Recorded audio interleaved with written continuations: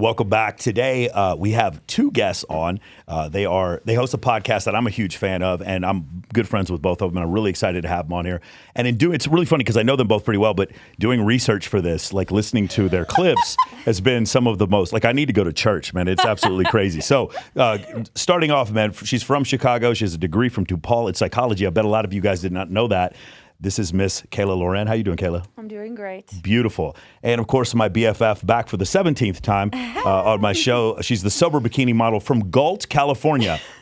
That's right. It is CJ Sparxx. How you doing? No education. No formal education. Huh? Don't want to give people the wrong impression here. Okay, so here's the thing. You guys have there's a really interesting topic that I've always wanted to bring up when I listen to your show, and that is the history of the paywall. Right, and how the paywall changes the way people think about things, right? So you mentioned before when you first moved from Galt, you started working in a cam house, yes. right? Yes. And just so we're clear, your show, Inside OnlyFans, you guys have different OnlyFans creators. Most of them are of the sexual variety. You guys don't have a lot of chefs on your show. Yes.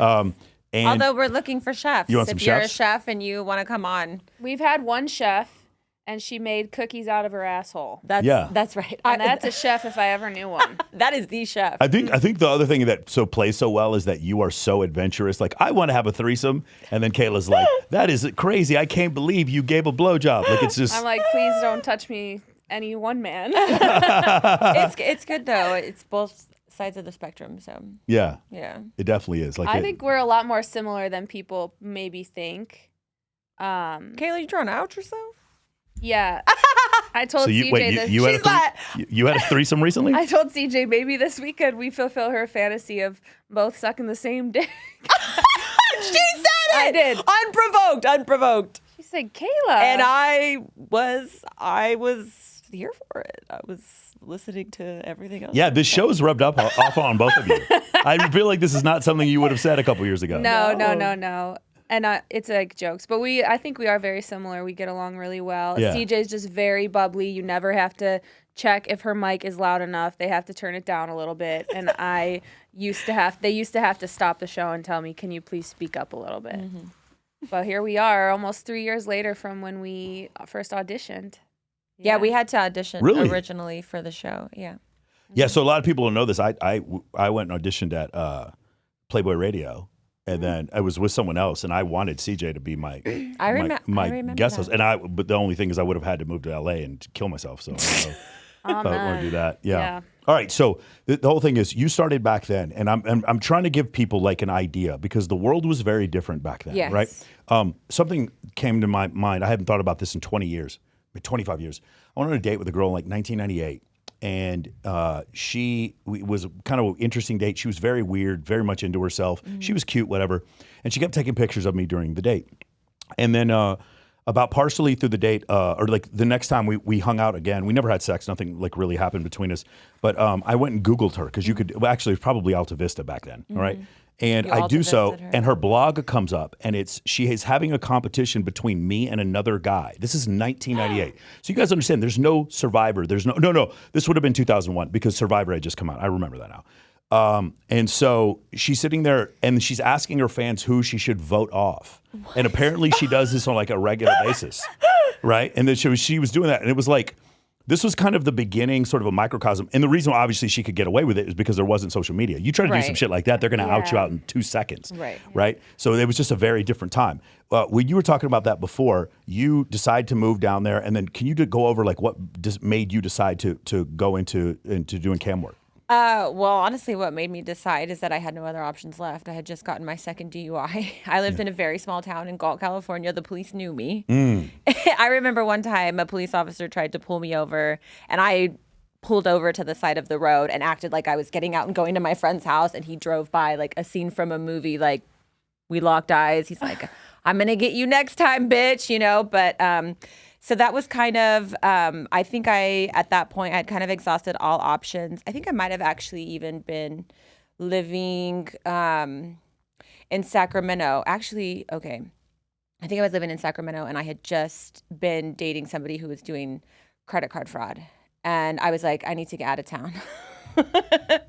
I think we were like making fraudulent credit cards in my kitchen. And I crashed a car And I was like, I need to get out of town. This is awful. This just feels like Northern California, in the 2010s. Does it really? It just feels that's what NorCal sounds like to me. Honestly, there just wasn't a lot of options. Yeah. There wasn't a lot of options. And Everyone's like selling meth on the side, neck tattoos. we hadn't gotten to meth yet. Oh, okay. I think the meth was like later on. Okay. That would have been later on down the road for me. I'm pretty sure I was going in the direction of meth, but thank God we derailed. Yes. We went down to LA where people have morals. Where people have morals. Apparently. Just cocaine. And yeah, exactly. Strictly cocaine, no meth. And so I went down there because I just had exhausted all options and was living in this cam house. And the guy that was running it was a really good guy I had worked with before. A wild, big personality, obviously you'd have to be. But I remember he was telling me, you don't have to do anything, just talk to these people. And for a very long time, what you guys don't understand now, we really were just talking to these people in bikinis. At least I was. There were some other girls that were doing some other things, but for the longest time, I made thousands and thousands and thousands of dollars just talking to these guys in a little bikini, like dancing, and nobody had webcams. I wasn't even really seeing anything. It was wild. So at that time, so they didn't have webcams. You couldn't see them. Is what you're saying. Yeah. Do you feel like with that there was a point where everybody was making a lot of money and then it just sort of dropped off? Well, I mean, I ended up getting a sugar daddy, so I dropped myself off. But I did that for a couple years. And I know a lot of girls that it's kind of having a resurgence now. To do just private webcam? To do the webcam because the OnlyFans is kind of getting, the work is getting sourced out a little bit. And so in order to know that the girls are actually the girls that you think you're speaking to. I get what you're saying. Yeah. So I mean, like anything, it ebbs and flows. So I didn't want to bring this up on your show if I ever went on there because I would be very concerned if I was OnlyFans for a class action lawsuit because some of these girls with like 2 million followers, there's no way they're messaging all these people. Yeah. And the FTC may get them for fraud. That's like, you understand what I'm saying? That's over. Is there something built into like when you sign up as a patron to OnlyFans? Is there OnlyFans something should do something like that. But like for instance, with my coaching program, if you are supposed to get into a texting coaching conference with me and you can prove it wasn't me, that's fraud. That's the issue. So that would be an issue that I would have if I'm OF. I'm like trying to protect my ass if something like that happened. I think we're really fortunate because a lot of the creators that come on our podcast, these people are very hardworking. Yeah. There's Kindly used to tell me she would do 8 hours a day just like sitting there answering messages. I would do that too. I mean, I had a relationship deteriorate during COVID in part because I was on my OnlyFans and he's just like, I look over and I can see you're on your OnlyFans. And so I get it from the performer's view, but I also can understand from the person who's purchasing it. I think that there should kind of be some sort of understanding that perhaps there's going to be other people that are helping the girls send out mass messages. Yeah, there's none. In fact, I've had creators on here and we've talked about their agency and then they're like, can you cut that out of the podcast? Yeah, I think it's pretty widely known that a lot of people have extra help. For sure. But you want to know why it's widely known though? Why? Because Andrew Tate talked about when he was doing those webcam things, he was that one actually typing back to the girl He and telling was her the what to one say. and the girls were on the webcam? Yes. Okay, that's a whole other level. Yeah, you should watch the videos about it where he talks about this. Yeah, it's pretty crazy. I mean, listen, I'll tell you one thing, men know what other men want to hear. Yeah. If Andrew Tate wants to come on and run my OnlyFans, I don't know. I might let him, just saying, That's what Tristan, I think, is still doing now. He's running certain people's accounts. Yeah, for sure.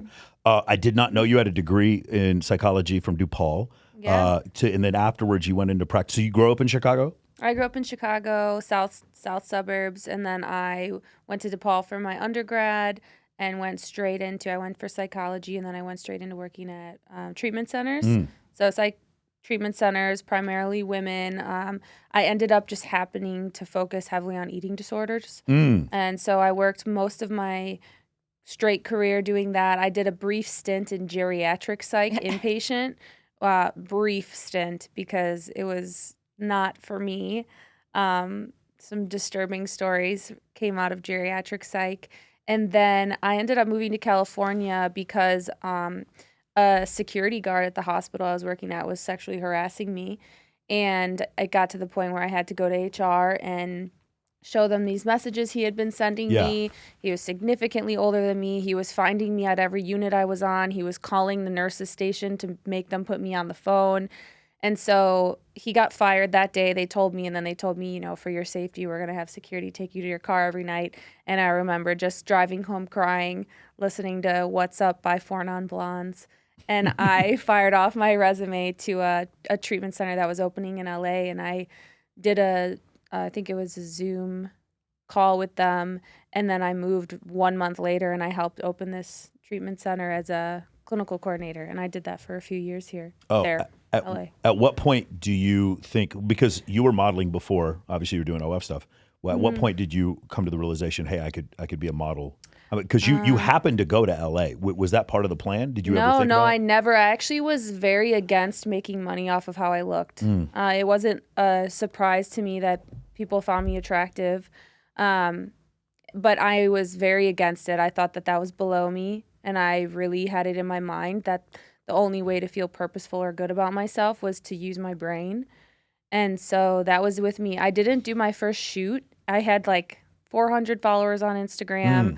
I think I was 26 years old. And I did my first shoot. And I started off just doing lingerie. And I always professional shoots, not selfies on my phone. It was always like, oh, I'm going to a shoot and getting ready. And I really like doing that. And then I was at a shoot and somebody told me, a photographer told me about Patreon.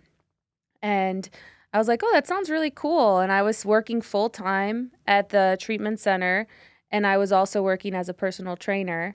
And so I was, sometimes awake for 72 hours at a time, just hustling, working overnights.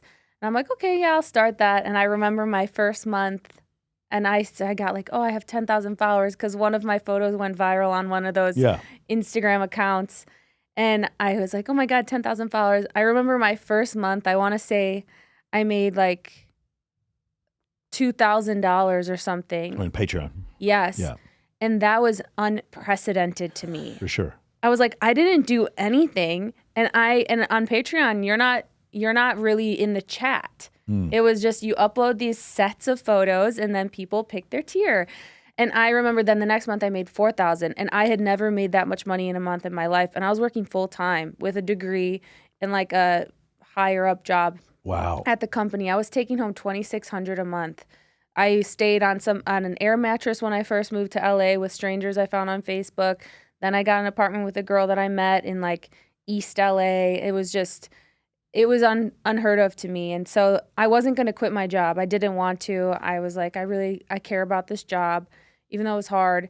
And then I was kind of forced out because one of the patients kind of like saw my Instagram and HR didn't like that. Really? Yeah. And at this point, these are just like maybe bikini photos and that's it? Okay. Yes. And they talked to me about it, saying that, well, a lot of our clients, they're eating disorder clients and they have body image issues. Yeah. And if they're going to see you on here. And I was like, well, they can't fire me for that. They couldn't. But what they did was they told me they were going to transfer me to a unit that was in Rosemead, California, 45 minutes away in a hospital I didn't want to work at. So basically they kind of forced me to resign. But at that time, it wasn't about the money. So I resigned. And ever since then, I was on Patreon. And then I found out about OnlyFans 3 years ago. 2019. Was it? Yeah. Yeah. Yeah. And then that was just, I was like, how is this even? It was impossible in my mind. Like, I remember growing up thinking, oh my gosh, if I could just make $100,000 a year, I'm going to be rich. I'm going to be so set. And now I know that that's actually not true at all for anyone. Oh, I thought you were going to say that's not No, it was set. In 1985, if you made $100,000 a year, you were fucking set. I mean, it makes sense. I remember that's what my dad told me in 1985. That's how much you needed to make. All right, so that's an interesting thing. I think a lot of people, probably the fans, didn't know about you. Oh, and I threw in there half of a master's program before I decided I didn't want to do it. I did something very similar. That was very similar when I was in the military. When I was going to become a major, I was taking a master's program. And I realized I don't want to do any of this. Yeah, that's me. Did you know that she was hit by a train? Oh, Jesus. It doesn't surprise me that I didn't know. Would you guys believe me if I told you I never even tried a master's program? Never. Yes. I just knew innately that it wasn't for me before I even started. So, we went ahead and skipped that part. I don't believe any of that. I don't believe you at all. So you got hit by a train. Can you go over this? Like, this story was compelling. compelling.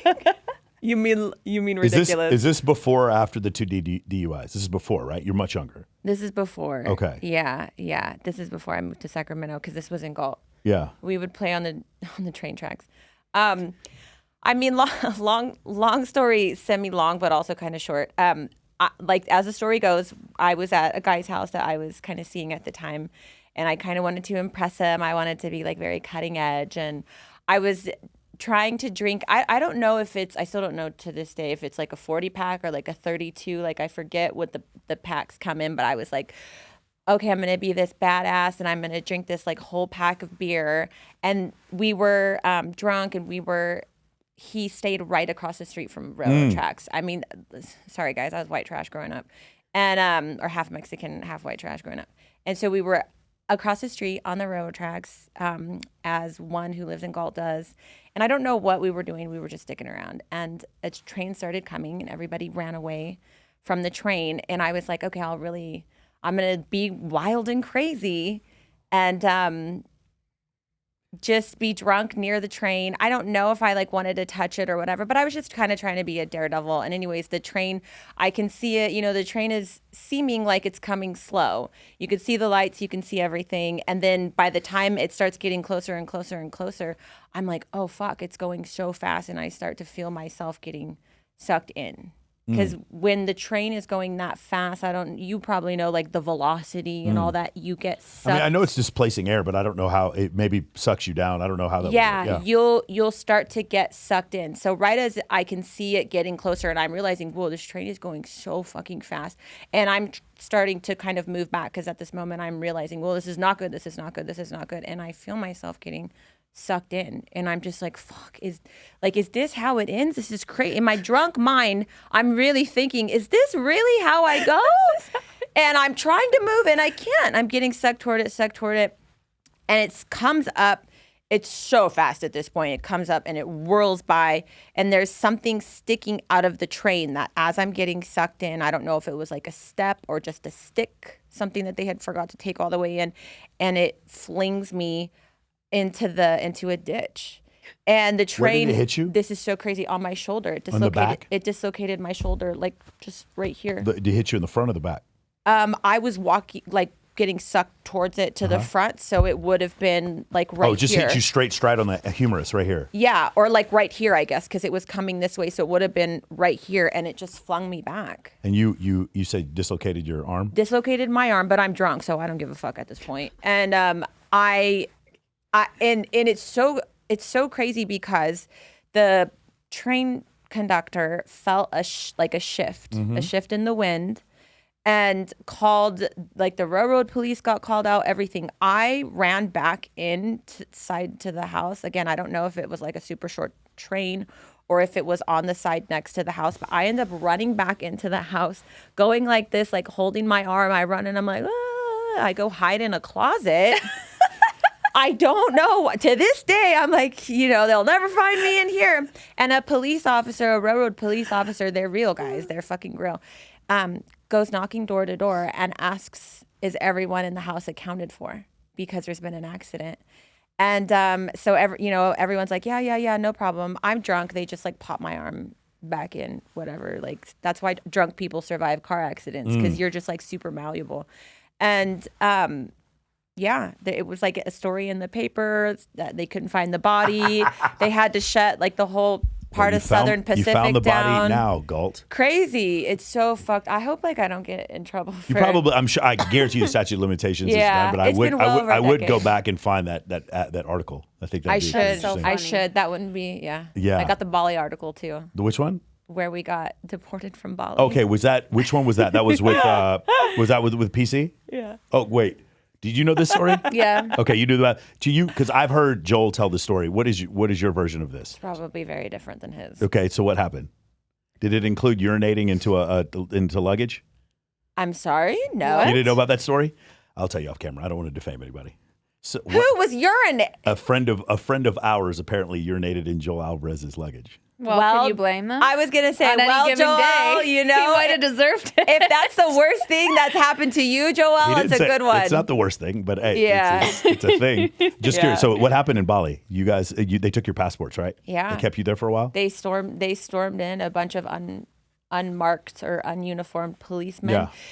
People should know too, if you're ever in a foreign country and they ask you for your passport, you do not legally have to give it Yes. to them. Like, it is the property of the United States. Yes. You don't have to hand it over. They can take a picture. You know, now a lot of police men and women are carrying phones still. You can take a picture. They can take a picture. You do not have to legally hand it over. Learn it from me. One more thing. If you guys are in Las Vegas, I'm going to get in trouble for saying this. Oh, no. But if somebody, let's just say there's a scuffle or whatever, the casino will generally 86 all of you, and they won't even ask any questions. When security asks you for your ID, you do not have to give it to them, and they cannot keep you there. Yeah. You put your head down. If you have a hat on, you pull it down. You say you lost your ID, and you walk to the street. You do not walk to your car. Wow. You walk right out to the street, and you walk down. And the reason why I'm saying this is because over half the time when I see these fights, it's some guy who gets shoved in the back and then he's getting 86 out of the club. Right. And I'm like, no. They don't get that right. So that's what I tell my guys this all the time. I have a bunch of friends who've been 86 from clubs for 6 months and they don't understand why and how do I get this fixed. And I was telling them, never give them your ID. You're correct. Also, nobody can keep you anywhere. Do you guys realize that? That's a they can't. In Now, Bali, police, they can't. Right, correct. In the United States, they cannot keep you anywhere. Like, We for have a instance, lot of like if rights Travis here. tried to keep us from leaving this room, that's a federal offense. It's kidnapping. So like Got that's it. the thing. A lot of people don't recognize this. And then you'll see often when police will be questioning someone, they make you think that you have to stay there while you're questioning you, but they haven't read you your rights. So you can leave. You can just literally walk out. They can't even touch you. But people don't understand their rights. They don't understand how that works. So that's interesting you say that because we travel a lot, do these photo Yeah. shoots, and like I just don't fuck with these police, bro. I love the United States. This is one thing. Like I like Andrew Tate, but I completely disagree with him on this. This is the greatest country in the world. Agreed. And the reason the reason why he went to jail is because he wasn't in the United States. Because they kept him without charging him for months, and you have 72 hours to charge someone in the United States of America. And if I own something, if I have $100 million of stock and I kill 100 people, do you know what the government can do with my money? Nothing. They cannot touch my money. In the United States of America, my property is protected. That's the reason why I love it here. Like I'm sorry, I know I pay a little bit more in taxes than if I lived in fucking Puerto Rico, Panama, or the UAE. I get it, but like the trade-off is, I live in a country that doesn't have free healthcare because we have F-22s and B-2 bombers. That's the reason why we have a nuclear arsenal. Anyway, so didn't mean to go. Kayla, did they teach that to you in your master's program? Is I that what actually it agree is? with that. I can't stand when people go on social media and they just social justice warriors complaining about the states. I'm gonna leave if so and so's elected. I'm like, you're lucky they're fucking elected. Yeah. First of all, and I just can't stand these people because I was just talking to my taxi guy on the way here, and he and his family came from El Salvador where their family members were being murdered and chopped up. And Probably just for their property or whatever. Yeah, Something because you small. didn't pay the $1,300 to the gang for your place. In Costa Rica, I know 2 people who have had their houses just taken from them. Yeah. Wild. Literally absconded by the government. Like it's just one of these things where like these things seem like they're super fun to you. And for the most part, if you stay in the touristy areas, like no police aren't going to accost you if you spend $50K a night and you live in Tulum. Nobody's going to fuck with you. Right. But for the rest of the world, like it's just really scary. Like when we're in Jamaica sometimes, I'm just like, there's places we stay and places we don't go to. And when we were in South Africa, bro, there was some shakedowns there. That thing was crazy. But I want to see those elephants. I want to go to South Africa. I just need. I want to see those elephants. I want to see those Yeah. elephants. It was incredible, man. It was incredible seeing But giraffes and elephants. just do touristy things. Okay, hold on. I forgot what I was going to talk about Okay, here. sorry. Okay, so that was you did the whole Bali situation. They take your passport. How do you end up getting your passport back? We had to go in for questioning. We had a few days of questioning. A bunch of girls missed their flights. Yes, I remember that. They were telling us to get food from the vending machine because it was going to be our last meal. Yeah. There was a few girls that were in tears that were really thinking like, this is an episode of Locked Up Abroad. I'm going to be like eating a rat or I really something wish- in like a cold jail I cell. really wish more people could go through Air Force survival training. Like we have the hardest psychological survival. We don't have the hardest physical survival training. We only have to go like 40 miles. Psychological. Yeah, the Marine Corps has way harder like SEER school than us, but because they can break your bones in that SEER school. Jesus. And in our SEER school, and they could just beat you up, but they can't like They can't do the same shit to you, but they fuck with you so bad. And I've learned from just watching that, like when people screw up whenever they're being questioned. You understand what I'm saying? This is another thing. I don't mean to get on this topic, but it's really crazy because we're talking about police or whatever. Tell us. Do you guys understand that the police have no responsibility whatsoever if they see that you didn't commit a crime and know full well that they don't have to testify on your behalf? Did you know that? The police, when you say things to the cops, it's only negative. It only can hurt you. The only examples of this is if the police like doesn't think you're the person and you give them the evidence to go off and get the person who's actually guilty, and then they can get you for obstruction of justice if you don't do so, for sure. But like the problem with the police, and by the way, I love police. I'm not saying it's a problem. It's just people have this, they believe that police have a legal responsibility to come save you from the robber, or the fire department has a legal obligation to come save you from the burning building. They do not. You cannot sue them. That's not the case. They could just sit there and wait. And if you've ever lived in South Dallas, you know what I'm talking about. The police never show up. Oh, no. That's just the way it works. But South side of Chicago, you know what I'm saying. The police just don't fucking show up. And so that's the thing. A lot of people don't understand. If the police are doing their job, it's great. You just don't need to say a fucking word to them. And when they go to question you, you're going to say, I'm going to have my attorney come by here, or you can read me my rights. You get one or the other, or you get both. So that's the way it works. And I hate to be like this. I've just had too many friends that are hemmed up. I had a buddy of mine who went to jail for 10 years because he signed a plea. And then now the state of Texas is offering him $800,000 because they wrongfully convicted him. 10 years. Yes, he did 10. I have another friend who did 2 years because his brother took his ID and then got caught in a robbery, and then they put it on him, but it was clearly not him. And so he wasn't going to snitch on his brother, so he ended up going to jail for 2 years for that. Wow. I'm just saying, guys, just stop snitching on yourself. I'm sorry, that's not what we came here to talk about. I mean, if Kayla and I get in a brawl Super Bowl weekend, we might get in a little scuffle at a casino, and we're gonna put our heads down. And put our heads down. Do not show them your ID. Do not show them your ID. Just walk away. Yeah, that's exactly what you do. Kayla and I might have a threesome, or we might get in a brawl. Like, honestly, the latter is probably more likely.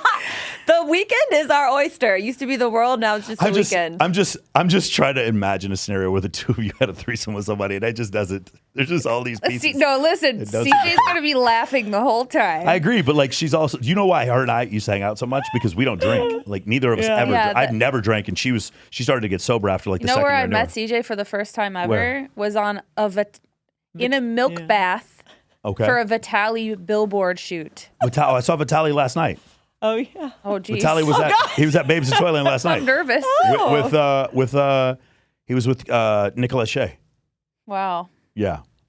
Pretty wild. Well, we were in a milk bath like together, and our combo. breasts were next to one another, and this was pre-sober CJ. Yeah. Yes.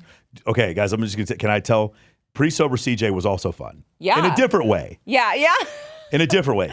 I did a Vitaly video so drunk. Oh, I remember with this. You were naked. finger. Yes, I remember this. The finger, that was the craziest story. Yeah. That's so You broke gross. a finger? I'd broken a finger the night before, and then went to shoot with Vitaly, like the crazy, I don't know, I think it was like the Russian hitman or something. And woke up the next morning. I was super late. I answered the phone call. I'm like, oh, I'm so sorry, I'm hungover. And he was like, where are you? Get over here now. I'm like, I need vodka. And I'm pretty sure I might ask him for some other stuff. But I'll be there soon. Let's go. That's crazy. Do you know? God bless. Did you know what's crazy is that he dated Kinsey Wolanski, right? You remember that? And we knew her. And then he dated Delia Rose, who we also knew. They were together. What is the likelihood? What's the probability of that? The man's got good taste. Yeah. Both hotties, both successful in very different ways. Yeah, I don't know anything about Vitaly. I was just like, dude, this guy's dated like two of my friends. He pulls. Yeah, he for pulls. sure. He pulls He beautiful did. women. Huh? He did. He did what? I don't think he does anymore. Why not? What happened? Might be more on his own, maybe. After his whole punch the stranger in her face. Oh, I didn't know anything about that. Yeah, he was canceled for getting so fucked up on drugs that he assaulted a girl running in Florida. Okay, so I remember this. Yeah, you know. Okay, he that's came on our crazy. show and talked about it, and we thought it would be cool, like a kind of a redemption, and sorry, because he didn't know this woman and he fucked her up, and then it turned into kind of like a Kinsey bashing, I don't need to be sorry. It was kind of bizarre. It didn't go where we thought it was. Well, I don't think you don't have like the normal function of I guess, guilt and remorse if you're able to do some of the things he was doing to make him famous in the first place. Does Yeah, that make sense? I agree. When I watch some of streamers, like I have friends that are streamers, and they're 100x more popular than me, right? I was hanging out with Sneeko last night. And obviously he and Rolo don't get along at all. But Rolo's one of my best friends. Yeah, Rolo's one of my best friends. But I like Sneeko. He's cool. We've had dinner a couple times. And Sneeko's 100x, 200x bigger than me. And the stuff that he goes on his show and talks about, like I just would never have the gall to talk about. And so when you see that, like they're doing stuff like I don't know, man. I don't even want to go into it, but like they're deliberately getting beat up on the street. They're starting fights in Brickell. Have you seen the fights that started in Brickell? Yeah. Who? Sneeko? Like, no, fucking Zerka. You remember he got that fight in Brickell against HS Tiki Taki? It was so funny because I'm like on the street. Yeah. And it was like live action reporting. It was the craziest thing I've ever seen. I mean, just go and start a fucking OnlyFans. If you want attention, like just say that. Yeah. Do you? I mean, I guess maybe that's the masculine version of like an OnlyFans. Like you've just fallen so low. Streaming on Kick and then as a calling man. people out to get into fights. That's the masculine version. Yeah, you're doing like it's bottom of Rumble, the barrel Rumble. behavior. Yeah, Rumble for sure. Yeah, like you're no better than just, the OnlyFans whores that these guys are talking about. It's like, it's a little laughable. It's getting laughable. I used to be a big fan of the red pill space, and I'm not. Why not? What's anymore. the problem with the red pill space? And I've shared this with you before. Sure, for sure. Yeah, so you already know my answer. I have a real issue when Fresh and Fit, for example, wanted to debate the importance of a woman's orgasm during sex. Right. I take real issue with that. Well, they want to debate it. I don't want to debate it. I like a woman's orgasm during sex because that makes them come back. Right. And sometimes bring a friend. So like I'm cool. Right. Female orgasm. If you do it really I totally well, understand. We need everyone to experience I've had this saying it. forever. Do not go through your girlfriend's phone. Just fuck her better. That's that works. But yeah, Good no, that's like so the thing with red pill is this, right? There's no one person who speaks for it unless you're the Daily Wire and you think Pearl Davis speaks for it, and because that's the only person they ever quote. And the problem with it is, as it is a derivative of evolutionary psychology, 2 thumbs up. But as it is a derivative of men hating women, I have no association. But there is no like. The red pill is just like it's a placeholder, if that makes any sense. Like it's not a thing. Like you don't get a membership card. You don't pay red pill dues. There's no red pill union handshake. Are you saying this just to clarify? Are you saying that it's something that people kind of move through? Almost. But it's almost it's not like a landing space. Think about the concept of gravity. Okay. Like the concept of I'm not a gravityist because I believe in gravity. It is a tool that I use, or a lens that occasionally I will use to look at the intersexual dynamics between men and women. But it's not my life. Does that make sense? Mm-hmm. And so the thing is, what'll happen is really interesting because Mac and Murphy, who's he's a psychologist, or he's studying to be a psychologist, I believe. He's a research student. And the same thing with Alex Datesike. These guys are both what would be considered blue pill evolutionary psychologists. And in their beliefs, they don't believe in the same things. But if you were to look at all, like 1,000 things that Rollo Tomasi believes in, 1,000 things that Alex Datesike believes in, 850 of those things they're going to agree on. It's just these small things that make this huge separation between people. You know what I'm saying? And then they get into huge arguments. And unfortunately, the algorithm rewards that. Right. You know? Just like the algorithm on Instagram, it does reward tits and ass. Isn't it crazy? When I post a very sexy picture. Getting rid of your accounts, though, that doesn't make any sense to me. I don't know, but they're doing a whole sweep again. There's people that are disappearing again. I don't understand this concept. It was like you have a platform that was so clearly built off the backs of exploiting women's physical appearance, and then, which is fine. We both parties went into it knowing what they were doing, and then at the end. And I mean exploit in the defended, in like the denotation word. Correct. In the denotative version of the word, people not the connotative. People are on there enjoying looking at the sexy gym vids. Yes, they're legitimately gaining leverage by using women's sexual appeal. Right. And then at the same time, those women just get shit on. They're the first ones to get shit on. Right. I talked to Bilzerian about this. He agrees. It's like, it's kind of fucked up. It's like you wouldn't even have this platform if it wasn't for these hot girls. And then they're the first ones that you try to dump because you want McDonald's and Mercedes to buy advertising. Right. And so that's essentially what happens. But anyway, going back to the concept of the paywall, because of one of the funny things is it's very similar with like the Russia-Ukraine thing. Russia's like, if Ukraine doesn't want to be a part with Russia, they can't be a part of anybody. This is what happens with Instagram. Instagram, when they were like, you can't post this lascivious content, what did the creators do? They went off on their own platforms, and OnlyFans being the biggest one of the platforms, and they started they started making money. And then I think when Instagram saw how much money they were making and how much money is literally being pulled off their platform, they started shadow banning you guys or ratioing you guys for putting OnlyFans links in your bio, right? There was a thing before. Now people will use like a Hoobie or a Linktree. And now Instagram will scrape those to see if you have something in there. So you have to put it behind a wall. And then they're basically like, no, if you're not going to make money on our platform, you're not going to make money anywhere. But then they weren't paying anyone. And we're going to tell you what you can wear. We're going to tell you what you can wear. And then we're going to tell you what's sexually suggestive, because you guys are ladies. There's no way you could determine what's sexually suggestive, right? Other people know when you're suggesting sex. It's not like it's your own fucking agency to decide when you want to have sex. It's so crazy to me because that's the word they use, is sexually suggestive. Yeah. My point is, how is that possible for it to be sexually suggestive? You know when things are sexually suggestive? When a woman has sex with you. Right. Not when a woman wears a fucking skinny bikini. That is not. So Right. that shit made me mad. Is like, okay, so you're going to tell them that they have to wear these, they can't wear these certain outfits. And then you're going to tell them that you're additionally not allowed to make money on other platforms. And then we're going to get rid of your account. It's just crazy. That part to me was crazy. Well, the unfortunate part too is if we go on my account right now, there's a couple pictures that I have pants on. And they're saying that is a sexually explicit photo. There's one particular, I'm on a red Lamborghini and I have a bustier and I have red latex pants on. And my account right now, my content can't be shown in part because of that photo set. And I'm wearing pants. Madness. I'm fully clothed. Well, I mean, the algorithm is really screwing up. So then it doesn't even work. I have a friend of mine, and he was making coaching coaching videos in German, and they were just like normal. Like if you translated them, totally normal. Because it was in German, he got flagged for hate speech. Wow. I'm not even, because it was a German going to an American audience. It was crazy. I mean, it's like the algorithm needs to figure out what it wants. It's just so crazy. Will it though? No, it definitely won't. I don't think so.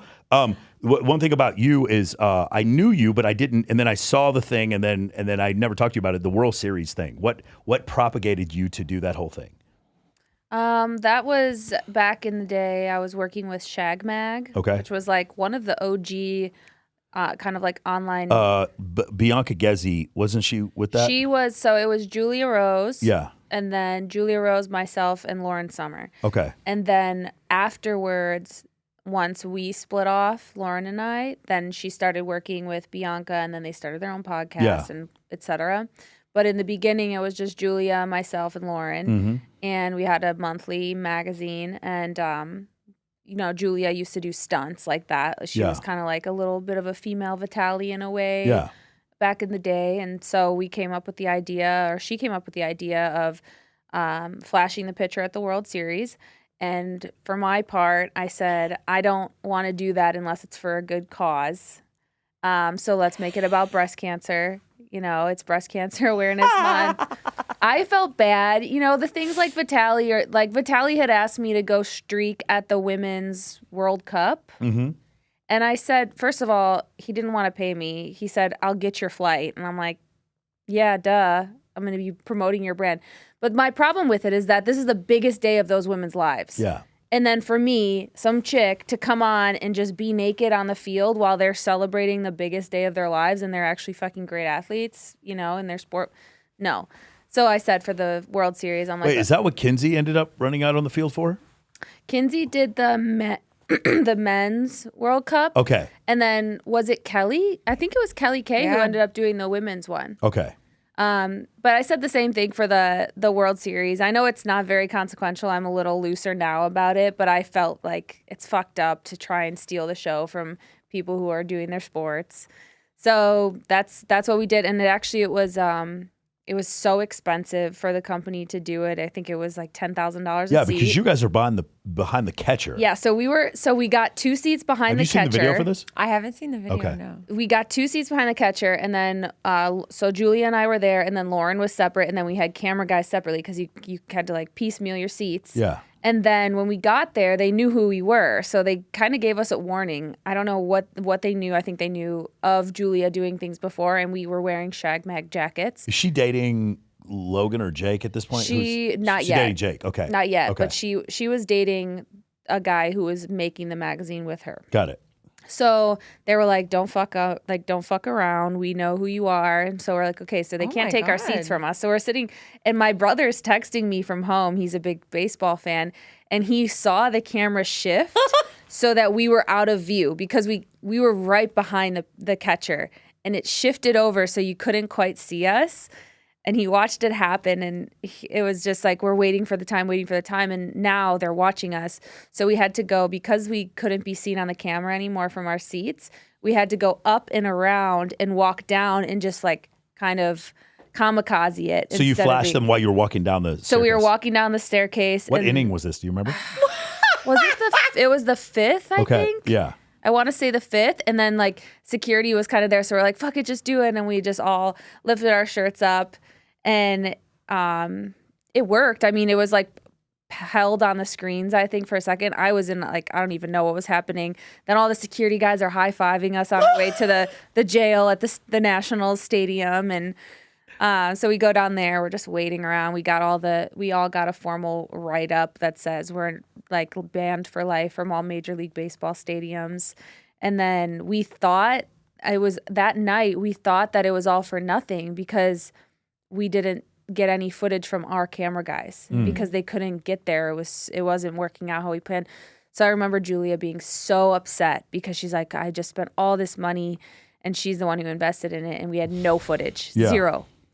And then she started getting the calls, like the TMZ, the news reports, whatever, and then it started kind of snowballing to be its own little thing. But we had a falling out literally a week after. So why? What happened? Julia, I don't know. I don't want to bash anyone. I think she got very paranoid about it. The magazine was her baby. And I think she got paranoid that me and Lauren were, I don't know, taking advantage of her. And she didn't want us in any of the interviews with the news outlets, which upset me because I was like, hey, we came out here and did this too. We have like the same things on the line. And she was taking interviews alone in her room upstairs. And so it was kind of a mixture of us all kind of feeling like, what the fuck's going on? And then she just ghosted me she didn't respond to any of my texts. I didn't even know why.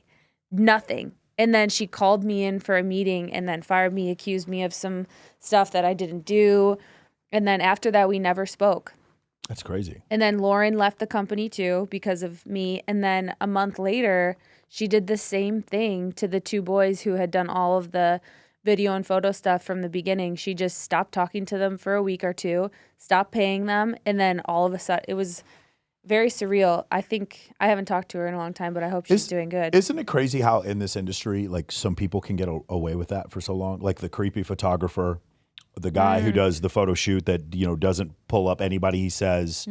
Even, you know what? I'll throw this in. The fucking online coaches who like promise things that they can never provide. I've heard of this. Yeah, the guys sell the programs and then it's like no return on investment. It's so funny to me. It's like, to me, like being a captain in the Air Force, I can't imagine like not keeping my word. I can't imagine owing anyone fucking money. I can't imagine that. You want to know who I think does this? Who? This is I have this conversation all the time. Like, what professions do people just is it just known you get fucked over? Contractors. Contractors, sure. They know that you need them. It's kind of like you hire them to do all of the things so you don't have to micromanage. Yeah. But then they have all this freedom and then you're fucked because let's say this has happened to me twice now. I'm in the middle of it now. You give them money. And then once you're in for a certain amount of money, even if you want to fire them, then you have to start it's one of those things they have fallacy. you over a barrel. Yeah, sunk cost fallacy. Yes. Yeah. And I think that contractors do that and they regularly fuck people over. And I think that car dealer, like car things. Yeah. And they prey on you not knowing about what it is. Fucked up. And then like if you don't have somebody in your life or my dad luckily knows everything about cars. But otherwise, when I lived in California, I was by myself. I'm like, well, fuck it. If Audi tells me that I need a new tire and I've had this car for 1 year, then I guess I'm buying the most fucking expensive tire that there is. And you're just kind of like helpless. Yeah. And I hate that. And I think probably it happens a lot more to women. I don't think it's necessarily a sexist thing. I just think we don't inherently know about the things that are labor or cost a lot when it comes to those things, and then we're fucked. So I buy a lot of tires. Yeah. Yeah, no, mechanics will definitely get you. Lawyers also Yep. will do something very similar. When did you decide you wanted to be a model? Was it that like regular doing glam stuff, covers? This was after you started doing webcam stuff, right? Before I even got my first boob job, I was like trying to model. I remember I was like stuffing these pads like in my bras, and one time I like took my bra off, and I'll never forget, it made like the biggest thud on the ground. Like it must have been kind of an empty room, and it like reverberated off the walls. I'm like, oh God, I remember that. But I think the first time, I'll say this though, the first time I ever took a nude photo, I was trying to raise money to buy my boyfriend at the time a pinball machine. I wanted to buy him like this really cool gift, and then that was the first nude that I ever took, and I was like, wait a minute, That's worthwhile. I can get, it's such a cool pinball I'm sorry, machine. I can't It's a great criticize that. investment. I can't It's criticize it at not all. just a pinball machine. I'll have you know too. It had like one of those things that would light up on the top too. Like you could make it say like happy birthday or congratulations, like one of those signs. Yeah. And it was on Craigslist, and I like also was like, how could I make some extra money on Craigslist? And then back in the day, Craigslist used to be like you could find legitimate jobs, and so I like hit up this guy, and so I actually think those nudes are still around. The petted You can bra. see my very first boob. Oh, My like boobs were so. I had such a bad first boob job. It was so bad. But there you go, Google. You know how we met? How did we meet? The bottom floor of some mansion. Harry Grigsby was shooting you. Yes. And I walked in to tell Harry I was going to go to Tender Greens to go eat. And, Yes. Oh, tender green. Yeah. And yeah. Then, and then the best. so she gets in my car. She's like, "Fuck this! I want to go eat too." Yeah. Right? So she gets in the car, like her and Holly Wolf, and we drive to Tender Greens. This was this was like two my Lexuses God. ago. You're telling the whole story. Okay. Yeah, and then from there, I was on the phone with Owen Cook, the CEO of RSD, and she's like, "You know Owen Cook?" No, you were using verbiage. Verbiage? You were Oh no, using- that's right. And then we called Yeah. it. Then we called it. And I was like, I know what that means. What were you? You were using some sort of an acronym. And, And I was like, I know it what was that like means. fucking And you were like, DHB no, you don't. or some shit like Yeah. that. Yeah. You were like, no, you don't. And I'm all, yes, I do. yes, I do. And she's like, I've read the game a bunch of times. Yeah. And then you said you knew Owen. And then I was like, oh my God. And then you guys later on started hanging out without me. A long for time several years. after, because the poor guy, he had to go through. I think you picked me up many a time, Yes. drunk from the club. Yeah. Maybe, hoping, or not necessarily hoping, but just thinking, oh, is tonight the night? And it just consistently was not the night. What are you But then talking it about? was the night. With Owen? Yeah. Oh, he was okay, yeah, he's picking you up. He yeah. would help me out because he didn't drink. Yeah. Yeah, that's why I hung out with Owen bless. all the time. He's like my only friend in LA who didn't drink. You know what I'm Right. saying? He was one of the first people I met that didn't drink. Yeah. You and him both. Yeah.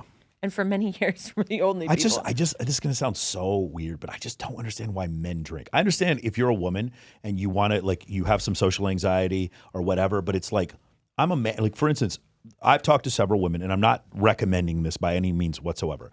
And you and I've had this discussion, but like the majority of really attractive women I've talked to, if I asked them the first time you had sex with a guy, were you drunk or high? About 85% of the time they say yes. And I get it, because there's an evolutionary necessity for women to have, like, to be more picky when they have sex with a guy. Even though you can wear a condom or whatever, you're not going to have babies. Your great-great-great-grandmother 50,000 years ago, she knew sex equals babies. Yeah. So having sex with the wrong man was a disaster for you. So this is the same type of situation here, where it's like, you come to the realization that, you could have sex with somebody and it's not that big of a deal, but you're still good. Like, you have apprehension. I'm not a woman, so I can't speak to what you have, but you've mentioned this before. Yeah. You have apprehension the first time you have sex with a new guy. As a man, we have none. We have Yeah. no apprehension whatsoever. Let's just fucking go get it. We just don't need it's just not the same thing. We don't have a seduction process like women do. Anyway, so the situation with, what I was talking about before. As men, I'm like, I'm not worried about, oh no, I have to have sex. Let me get Right. drunk. Like, I just don't get that. Do you understand? Yeah. That's to a microcosm. The dudes who do cocaine by themselves, that is the part where I'm just completely, I totally don't understand. I had the biggest crush on a guy that would do that, and I would just be like standing there like, why? What does it feel like to do cocaine? I don't know. You snort a bunch of powder up your nose, and then you feel like you're a fucking superhero. It's incredible. Yeah. Don't start. It's an energy feeling. Yeah, I think is it like a diuretic? You feel like just amped. You feel excited. I think it's similar Something to the way dopamine. Something to do with your dopamine. I think it's similar to the way that some people get when they get drunk. And when you get drunk, it makes you think you're having fun. That's why people will stay in the same spot dancing for hours with the same shitty people listening to the same shitty music, because they're drunk or they're on Bali, but like usually a combination of both. But it tricks you into thinking that you're having fun. I think cocaine is a little bit like that with like a little extra kick. But yeah, you're like chatty. You feel like laughing and energetic. You're like, let's go here, let's go there. Like everything is just that much more exciting. At least that was my experience. Yeah, I've definitely seen that before. I liked hanging out with drunken, fucked up people. I just didn't never want to do it. I guess maybe I just never wanted to give up control. Now I'm like that. Now I'm kind of like, oh, okay, that's so fun. Look at these drunk people. And then about 90 minutes in, I'm like, okay, I gotta go, so guys. like I don't go to a club for more than an hour. Right. Like I only go to a club. I'll tell you, we'll go on stage. Me and Kindly will go see Dead Mouse.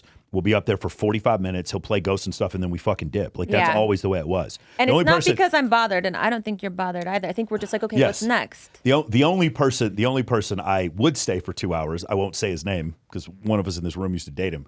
That's the only DJ I would stay in the room for 2 hours. That's the only guy. And I've seen that guy play. I've seen that guy play 54 times. I'm not even kidding. Okay. Every time he would play, I would stand right behind. Wow. I would stand right behind. Dude, I loved dubstep so much, and he was the only DJ here who would play it. It was like, it wasn't just that he was great. It was like he was the only guy playing the music I liked at the big clubs that I wanted to go to. So I would go every single time. Anyway, so just guys think Grammy, like dubstep. He's very talented. 14 years ago. Just think about that. Okay. Now, here we go. What I want to ask you about. So I had Chloe on here, and then I had, and obviously I'm close with Caitlin Runk. And then I listened to Lindsay Palis say the same thing. And that was, there was a point where it was like, I would never have an OnlyFans. All three of them said that. Caitlin said she would never have an OnlyFans. Or I don't know if Kylie ever did. Chloe definitely said she'd never have an OnlyFans. And then shout out to Lindsay. Lindsay started her podcast up again, Eyes Up Here podcast.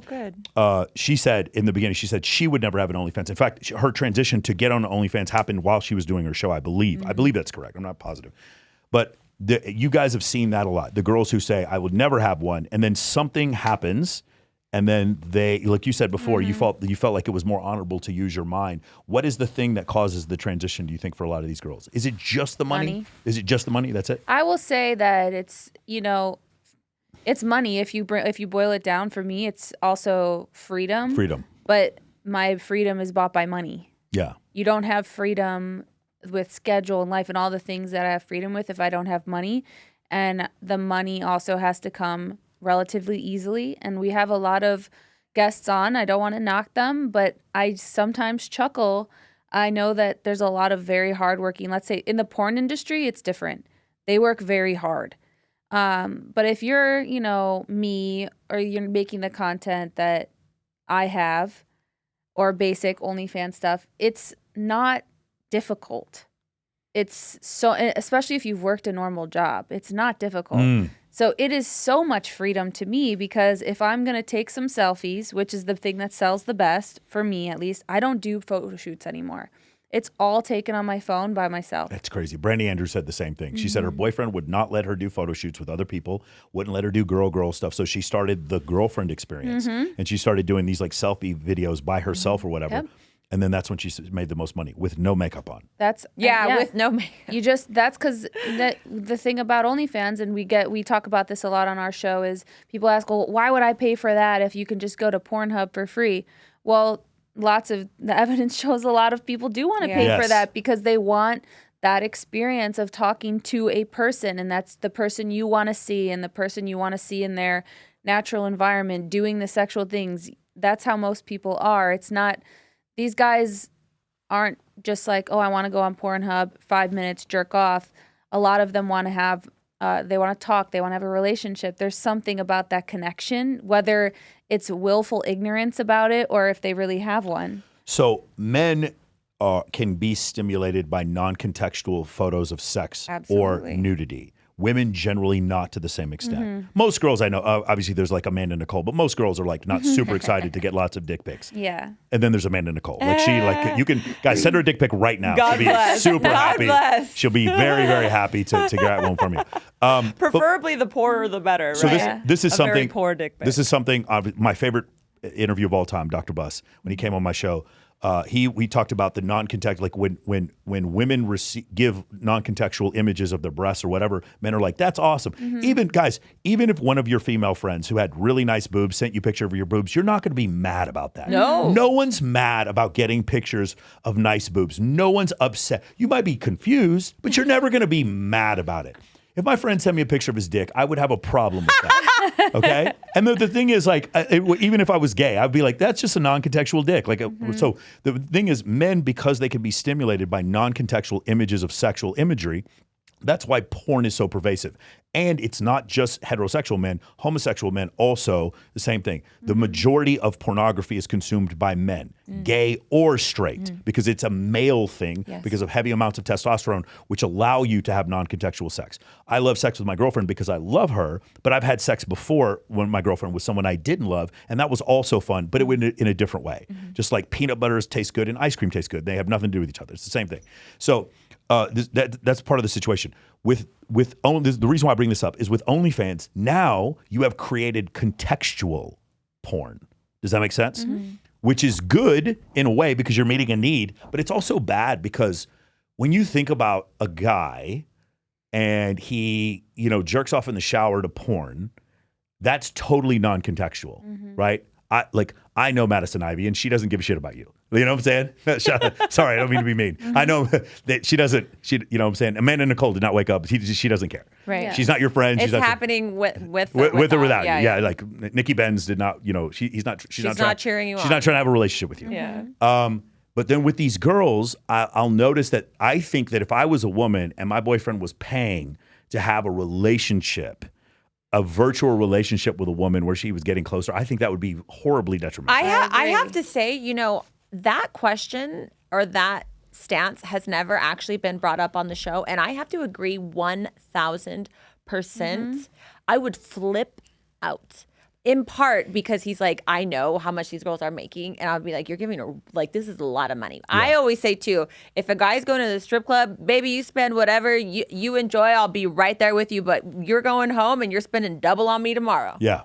I would freak the fuck out because he's like giving this person money. Yeah. I would freak out.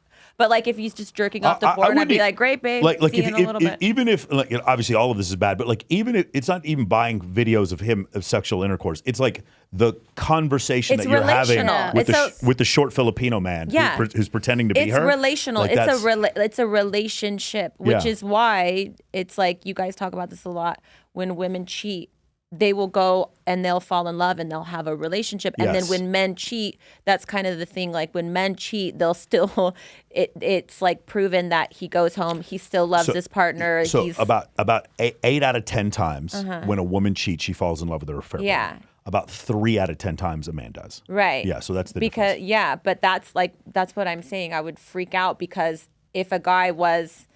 if my boyfriend or somebody I'm dating, I found out that he's having like this relationship back and forth with this girl, I would then think he's gonna leave versus, okay, well, he cheated, but he came home. Like, I don't like that, but like he came home to me. He was okay. Everything was good. I don't prefer either, but I'd be less afraid he was gonna leave. I think because you and I have seen so much shit, I think you're more evolved. You and I are more evolved than a lot of people. Are we evolved or devolved? I mean, I don't think you're bitter. Kayla would. I'm not bitter. Kayla, do you agree with that? So this is let's just get into this concept. I didn't mean to go to this right now, but this concept where there are some women out there. Nelly came on our show, the dating coach, and she said something to the effect of, if I have a man and I know and he's super high status, I know he's gonna cheat, just don't bring it home with him. And then a bunch of girls were like, yeah, for sure, he takes care. We're asked, if he takes care of you financially and he cheats every once in a while and doesn't bring it home, would you be fine with it?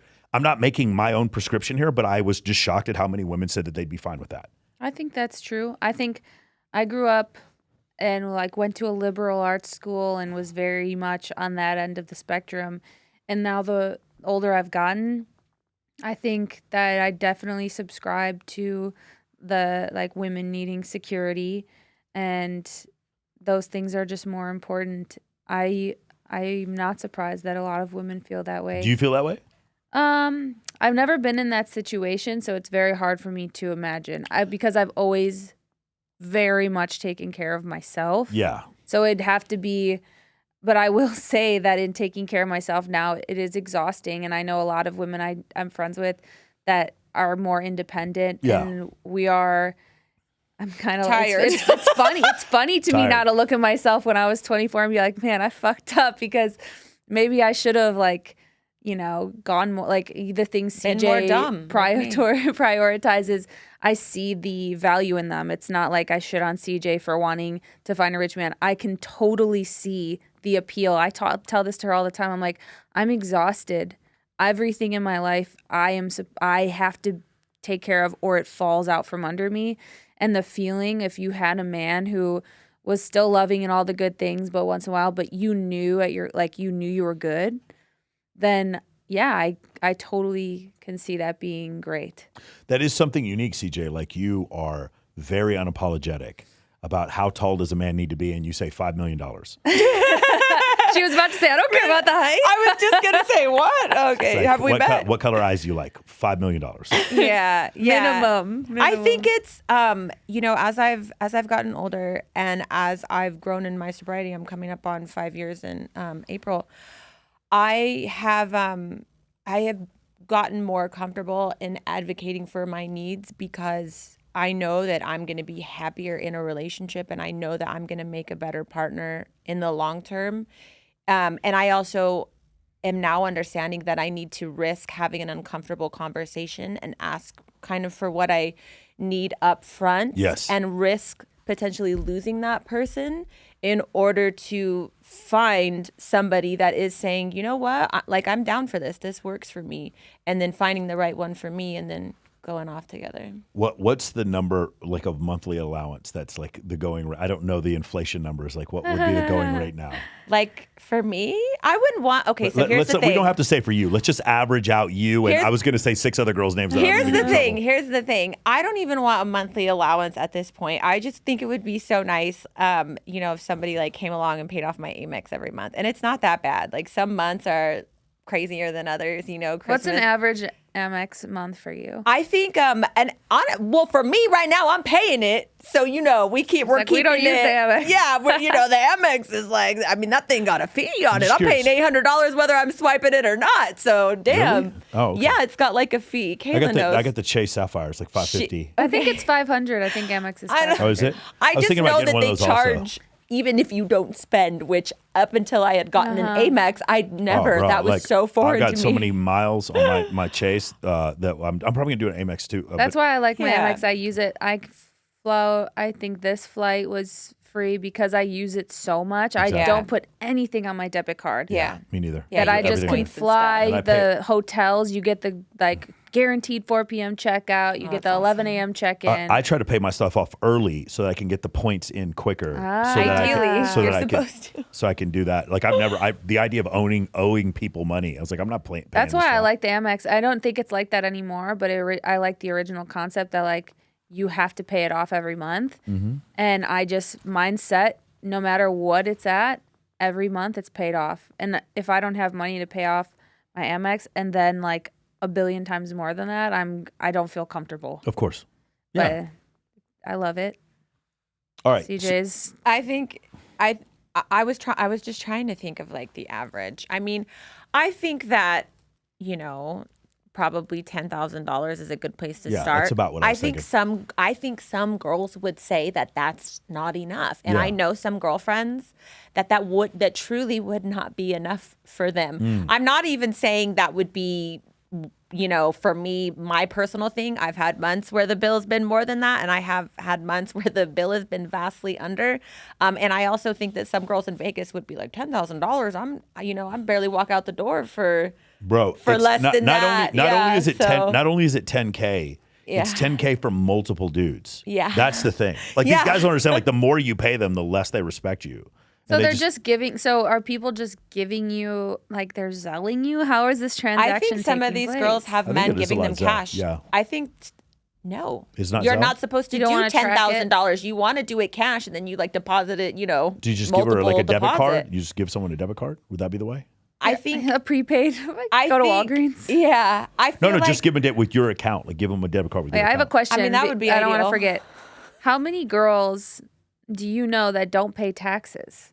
Oh shit! I mean, every stripper that I'd ever worked with back when we were running God all bless. cash, I may or may not have paid taxes when I was a DJ at a strip club. I would get tipped. Listen, man, making $45,000 a year and all in cash in 1998 was a good money. Yeah. No, It I was mean good money. now, like nowadays, I feel like I've talked to some girls And they on just don't pay OnlyFans and any they don't taxes? pay taxes. That is And I'm fucking like, crazy. you're dumb. it's a little much. Yeah, You're gonna be 'cause it's all hit with recorded. a bill for $3 million in a few years, and Yeah. you're not gonna have it. Yeah, that makes me scared. That's crazy, man. That is really crazy. Well, I'll tell you one thing that I've found that's really awesome. You guys probably realize this, is that because I'm a content creator, I can write all this stuff off. Right. I write my haircut off. My girlfriend's on my show all the time. I write her boob job off. Like I can write everything. It's one of the I fucking love that. yeah, it's one of the craziest things. Like dude, shout out to MJ, my accountant. She'll write off. I mean, the thing she wrote off last, I've never seen anything like that. I mean, Oh my she God. was Gotta I- give me her 6 information. digits of fucking write-offs. I was like, Yeah. how is that possible? It was God crazy, bless. man. But yeah, like having a good accountant, man. It really. At first, I was like, man, I can't believe this woman is charging me $4,500 to do my taxes. And then I look back and I'm like, she saved me so much money. Right. It was Yeah. crazy. So that is one of the things that you find out. But like I have, whenever I want to do a thing, like for instance, let's say I was going to go skiing, right? I would stream it. Right. I would stream the skiing, and then I would interview a skier, and I would just, hey, Mr. IRS, take a look here. This is Right. like, and then I was then write the whole thing off.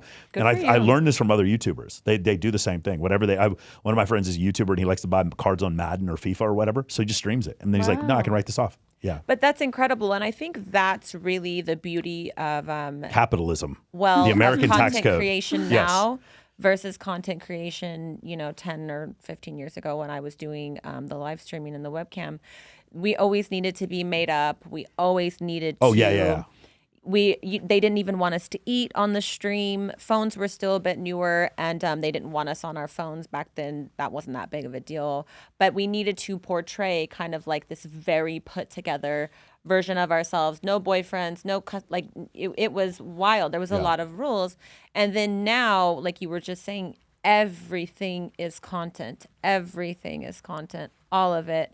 The good, the bad, the ugly, the in between. Like you were saying, the guys they're streaming fights now, whereas back in the day you'd be mortified. You'd be like, oh my God, I don't want people to know I had a fight. Now people are actively No, you get your seeking ass that. kicked, and your girlfriend cheats on you, and you go viral. Right, and Bro, exactly. this is a And new you thing. Like, stream the whole like thing. Jake like, Paul what? neon effect that's going on now. It's like the more you can get cucked and humiliated, the more followers you have. God. It's No madness. downside. I guess that's good. I'm just like, it's just so crazy. Like you like losing in a fight. Like you're better off. Like Dylan Dennis, he lost the fight, but we can all agree he won.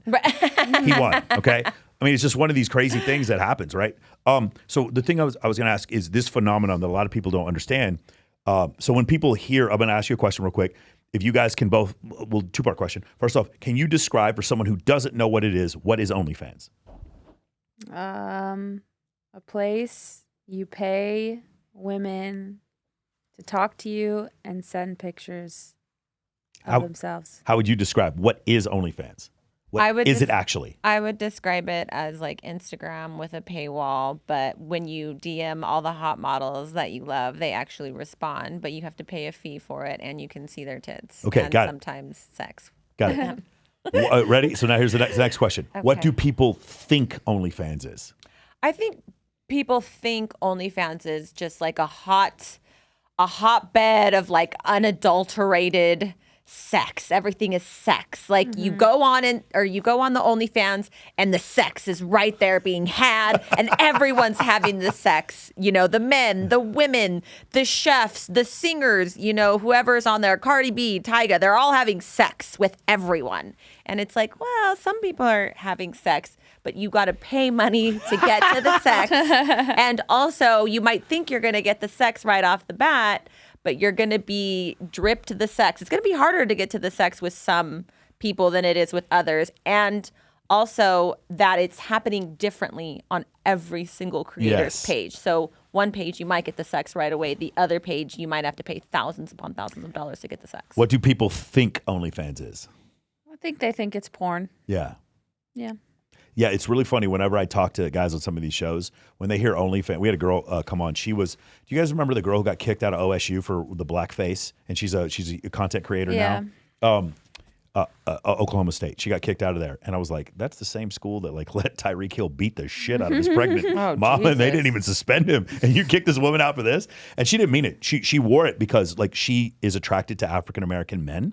And so she was like, when I hear that she likes, it was one of the things, the caption was, when I hear that he's into black women, and then she put on blackface because she wants black men to be attracted. Right. That is not racist. I'm sorry to explain it to you. I understand, but I agree. When she said it was really funny, and the black guys in the room thought it was fucking hilarious. So it was a joke, maybe a crass joke, but so a joke. She puts up this question, and she asks all the guys in the room, she goes, you have one girl who's a closet hoe. She's fucked a bunch of dudes, but she does not have an OnlyFans. And you have another girl who has an OnlyFans, but she's only going to fuck you. Which one would you choose? And the guys were like, I'd pick the closet hoe. I don't want to be embarrassed by my girlfriend. Yeah. And then she said this. I was like, oh yeah, she's not fucking other dudes on her OnlyFans. She's just doing like Instagram bikini photos. And they're like, oh, for that? Yeah, that'd be fine. Because it didn't occur to them.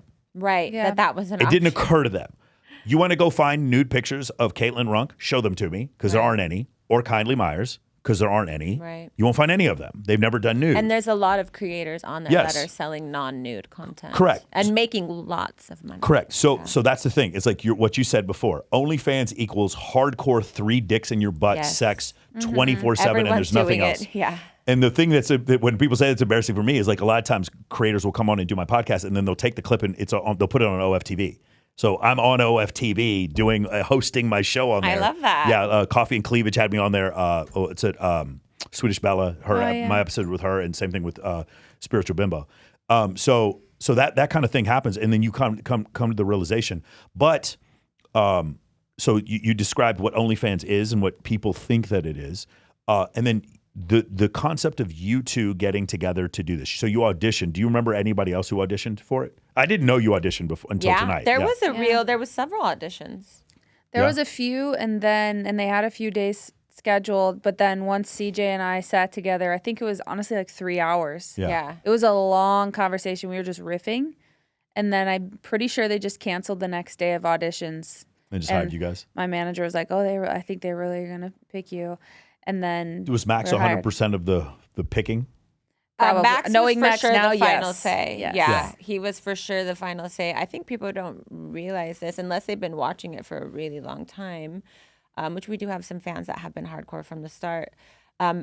Max was on it, but this was his whole concept that he had started. Of course. Yeah. No, I can tell, Yeah, and so he's very involved. Behind the scenes, he's very involved. Yeah. Yeah, I remember your first 7 of your first guests, I think, were on my show before they went on yours. So I started making these jokes. Yeah. Hi, this is Michael Sartain podcast, the show you go on before Inside OnlyFans. Yeah, it's been good. We've had a lot of overlap. I think now I'll go like to the whatever podcast and I'll just like DM some of the girls that are on there. Yeah, that's what you should do. Yeah, absolutely. Because I'm like, oh, okay, these girls are available for. Do you want to go on whatever with me?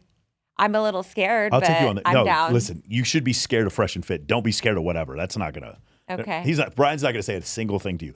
Brian is different in that, and I know Brian and Myron. They kind of, and they're not really feud, but they don't really work together. Brian gives you the rope to hang yourself. Right. Does that make sense? Which I love. I love to do that in my real life. Myron provokes, and then you provoke back, but you don't realize you're invading Russia in the winter and you're about to get destroyed. With Brian, he asks a question innocently, and then he just lets you hang yourself. He's like a real life troll, like in the best way. Like he trolls. Not that he looks bad. He's a good looking guy. If you guys, he's shout out whatever podcast guy. Yeah. But he like will troll you to your face. Yeah. Yeah.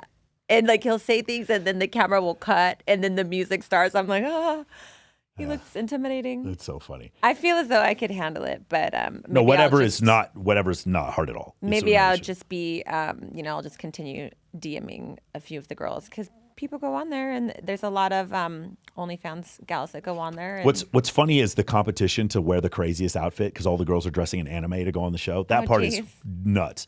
Okay, so here's the other thing: is do you believe that this is a bubble? Obviously, like when COVID was going on, girls were just making tons of money.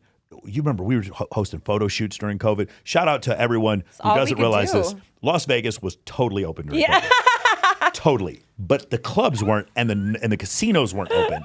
We were having mansion parties. The legitimate businesses were closed, but we were all still partying. My birthday party, do you remember my birthday party during COVID? There were 54 girls that showed up to my birthday party. It was fucking madness. Your party was, people were talking about that for at least a month prior. Yes. Like, are you going to, everyone was just like, this is the one thing that we're all going to see each other. Because we couldn't do anything. Yeah. We couldn't have babes in Toyland. We couldn't do anything. And I was like, shh, we're going to rent this house, 3-story bedroom, 3-story, 7-bedroom house. And we're going to have like 50 photographers showed up, and every fucking girl I invited showed up. And dude, the photo shoots during COVID were incredible. Yeah. Sorry, we didn't wear a mask. None of us were doing shit. The wildest parties, dude, 750 Dragon Ridge, the wildest parties we ever did were during COVID. Do you remember this? God, no. People were just naked. It was just fucking crazy. Oh, of course, yeah. Those parties were wild. Anyway, so during that time, though, a lot of girls were transitioning into OnlyFans because they couldn't work. They couldn't go anywhere. Strip clubs were closed.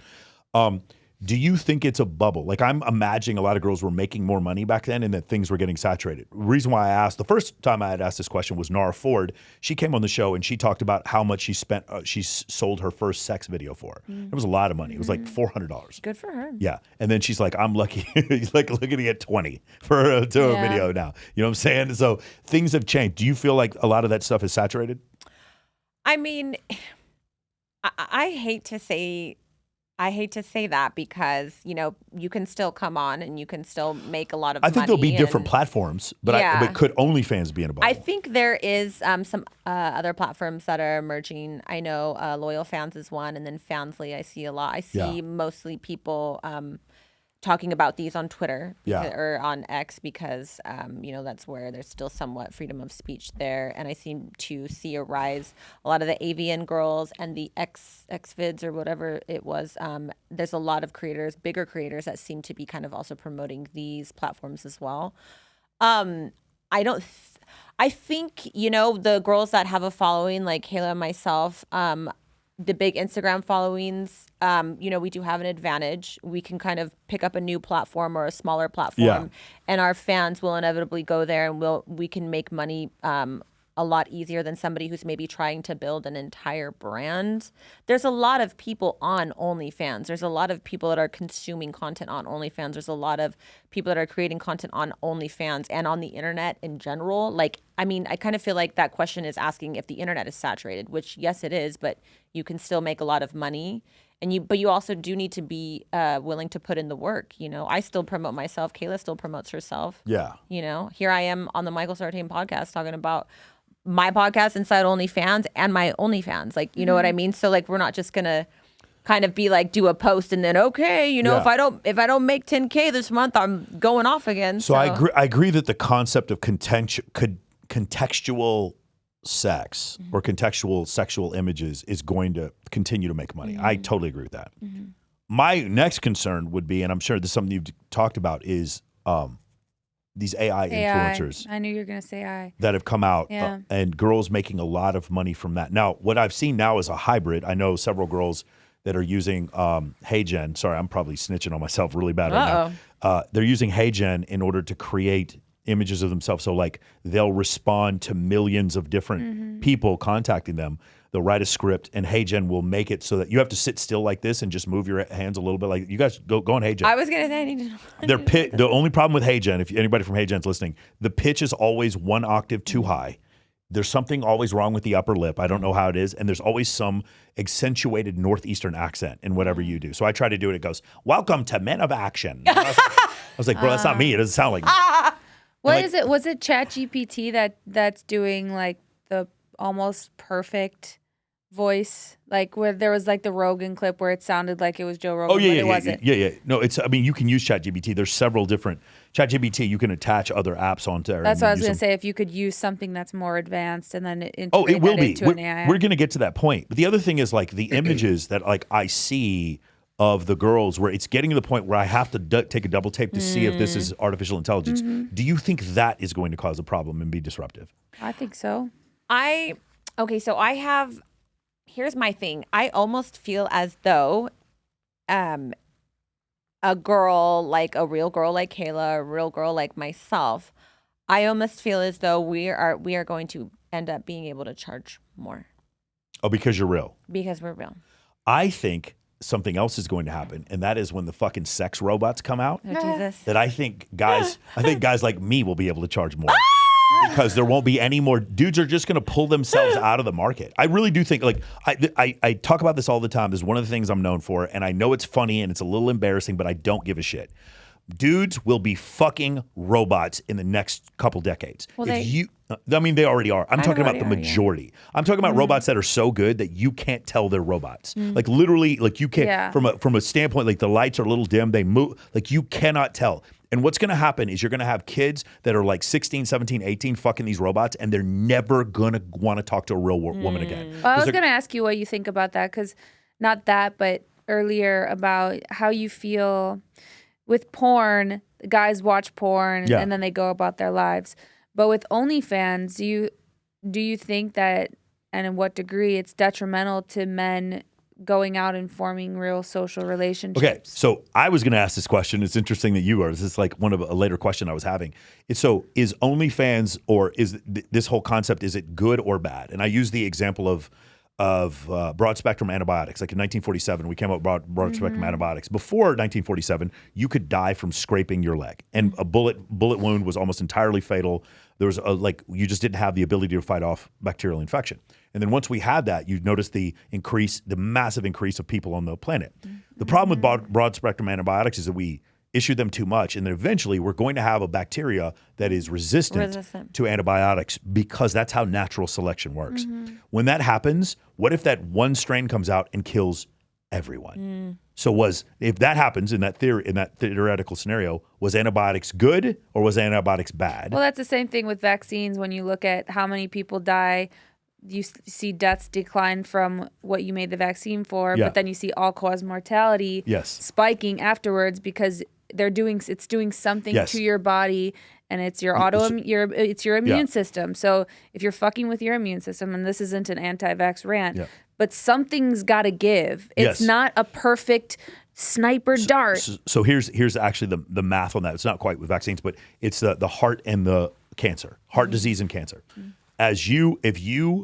If you, I can't remember what the number was, but like if you can cure cancer, the average life expectancy only goes up 4 years. And if you can cure heart disease, the average life expectancy only goes up 4 years. But if you cure both, it's like 6.5 years. That doesn't make sense. If I cure both, it should be 8 years of life expectancy. But it doesn't. It isn't that way, because one of them is going to kill you. Oh, Jesus. Do you understand? Like at some point, like what? So then that's what we found is like when cancer treatments got better, there are some forms of cancer that are very treatable and some that are not. Stage 4 pancreatic cancer is not treatable. Stage 1 leukemia is. So if you had a treatment for leukemia, what happened is as that treatment came out, the number of people dying of heart disease increased. And as you start figuring out ways to do heart transplant, and we started figuring out how to prescribe drugs to lower people's cholesterol, the number of people who died from cancer started to increase. Does that make sense? Wow. Because something's going to get you. People did live to 120 years ago. Not as many, more people are doing it now. But once you get to about that 117, 120 range, just the telomeres in your body just are going to give out, and something's going to collapse. Does that make sense? And that's just the way it works. Anyway, we got way off topic on that. But not Michael getting off topic. The thing is, though, the men fucking robots, that will happen. If I hate the fact that this is probably the thing I'll be known for 100 years from now. But I'm telling you right now, just consider how hard it is to Are get. you thinking that that's going to be like robot prostitutes, or you're going to have your own one in your home? You call one in your home and it changes shape. Like literally the sexual variety that men want, it will literally become whatever you want. And you'll have like 4 of them. Yes, that's what I think will happen. I think like what'll happen is Boston Dynamics is going to come up with some like really functioning android that they're going to use for like security or rescue or whatever, and then somebody's going to put a fucking a shell over it. They're going to put like what's the word I'm looking for? Some kind of silicone rubbery tissue on it that feels like human skin, and it'll be the case where like the 3 of us, if we could go 100 years in the future, we'd see it and be like, that's obviously a robot. But they're going to be to the point where contextually they just don't know anything else, and that's what they're going to do. Because here's the thing: you guys may have had awkward points in your life, but you were both pretty. you'd never have the experience of being a dude trying to talk to women in a bar and seeing how fucking hard it is, especially when you're not tall and good looking and you're not rich. It's really fucking hard. So now you're telling me this massive amount, like 28% of men under the age of 30 are virgins right now. And you're telling me that these men are going to sit there and get rejected by women who tell them, you're too short, you don't make enough money. They make fun of men for being short. On TikTok, those by the way, those never get banned. That's awful. But here's the hold on, thing. but my point is they're going to have sex with these robots because Right. the point is they're going to go up and the woman's going to judge them and be like, you're too short, you're not good enough, and it's like, fuck this, I'm going to go fuck my Right. robot. But Like, here's why the would I thing. deal with this? Those men wouldn't otherwise be getting laid. So I disagree. I think with some level of self improvement, Jeff Bezos wouldn't be getting laid, but he's worth $400 million. He's going to get laid. Of course, Yeah. absolutely, with some level of self improvement. Yes. But those men fucking the robots won't have a desire, have the fire lit up under their ass to self improve. How do we know that like pornography to a 17-year-old kid doesn't do the same thing to him? Do you understand what I'm saying? Like just completely lessens his fire a little bit? I got news for you, right? The guy who made the transistor, who by the way was a horrible eugenicist, but like the guy who built all the polymers here, who constructed this building, who engineering giants. If you go back throughout history, all these people who created infrastructure and technology, they did it to impress women. And if you take that drive away, because for the thing is, for women, a lot of times money is security, but women are regularly saying, "Man, I need to get that bag so that dudes will give me that dick." Women don't say that. They don't. Don't. You don't think that because you got a new Mercedes that more dudes are going to fuck you. It doesn't work like that. For men, it's not. We don't need money for security. We want money in part to impress the opposite sex because it shows that we have competency. There's other reasons why, but money is one of the reasons why. Is because we want to impress the opposite sex. When you take that drive away, do you understand what that does to society? And that's the thing I'm telling you. Like pornography, or a lot of guys that just takes the drive away, and they become very dangerous. Not dangerous, but like it becomes very dangerous to them. It's the guy who you see at the end of the bar who drinks beer with the big old man boobs, who like genuinely hits on women but hasn't had sex in 10 years. That is who they all become. It becomes a slippery slope. They write comments on YouTube. Yeah, they're on our Instagram. That's what I think about OnlyFans that worries me is I think that because it is the conversation and they're looking for a bond, and if they're easily able to just pay and have a bond on the internet, that scares me. It does. On one hand, I see the argument that, well, it's giving these people an outlet that they wouldn't otherwise have. But I also think that we are handicapping them from... Not that we're personally doing, but I think that the concept is handicapping them from like growing some balls and going and talking to somebody, or go to a social, put yourself in an uncomfortable situation, and that is not behind your keyboard or on your phone talking to a girl. Yeah, of course. Yeah, of course. It's going to condition them to say, I can spend money to get this connection. Yeah. But then wouldn't you argue that it's one of those things like only the strong survive, or the strong will prevail, the smart ones, the ones that want to go out there and want to actually procure a wife and children, those men will then prevail. If you are aware of that, or if you are one of those men, good for you. That works out. MOAmentoring.com. If you're one of those people or want to become one of those people. For a society in general, in total, no. It's not. It's not good. The problem that happens is you can see there's studies that show in polygynous societies versus monogamous societies. In monogamous societies, there's less violence because the men in the lowest quartile still get one wife. In polygynous societies, the men in the lowest quartile get no sex whatsoever, and so they strap bombs to themselves. You see what I'm saying? That's the difference, and that's why you see. See what happened? Like, see how powerful women are. I agree. Yes. So this is the way, you remember I had home math on. By the way, I wish there was a way you guys could have home math on. It would be fucking hilarious. We'll have to see about maybe doing some sort. Maybe we should all come back. Yeah. Home math, he says it like this, and I agree with him totally. There's 15% of men up here who are like just crushing it with women. Some people say 10% or 5%. Then there's all women, and then there's the bottom 85% of men. These bottom 85% of men are chasing the women, and these women are chasing these top 15% of men. And so people say women have it easy. It's like, no, women don't have it easy. They have it easier, but they don't have it easy. The men at the top have it easiest. They're the ones that have it easy. I would argue that women, we're born with our power, and men need to create theirs. Okay, Myron. So that is not Myron's thing that he says. Yeah, hey, Myron does say that. He said women are born with their value and men have to become. Okay, well, I'm not quoting. Yeah. That's not a direct quote, but I'm glad you because it's 8:30. Okay. And we're supposed to be at dinner at 9. Oh, okay. Well, then we'll Just go a ahead little and FYI. we'll go ahead and wrap it up. But here's the thing, like when it makes me a little angry. I hate to even say that word, but like I'm sitting here right now as like, you know, a good looking lady, if you will, if I toot my own horn. But I had to like create myself in this image. I had to go buy boobs. Yeah. Going to the gym. I've had liposuction. I've had multiple lip lifts. I've had things done on my face. I'm straightening my hair. I'm putting on makeup. I feel it is really tough for me as a lady to be like, well, you know, those men at the bottom everyone should get a lady too. Like, you guys have to but that's not your concern. They have to work towards. Yeah, what was it? Jen Rufo said, "Your dick is not my concern." Something like that. When I brought this up to her, it's like these men's dicks are not my concern. My boyfriend's dick wouldn't even be my own concern. Like, I can't control it. So I understand from a macro standpoint, that's not your concern. But from a micro standpoint. From a macro standpoint, I look at the world and I'm like, where are we headed? Are we headed to points of like these men committing acts of violence? Like, That's what's what going to I happen? think about. I think that it's personally, do we care about ending up like, how are these guys feeling? No, but on a larger scale, something's happening to boys. Yeah. And something's happening to make them feel emasculated or not important or like they don't have a purpose. And if you're telling, and I think a lot of that happened, like, you know, I think throughout history, we overcorrect. Yeah. And I think with like a feminist thing, there was an overcorrection. And then we swing into this like, well, you see how many videos you can see? Well, I don't need a fucking man because this, that, and men are, you know, giving this message that men are useless. And at some point, this is going to be ingrained in boys' heads that they don't have a value unless they have this or that.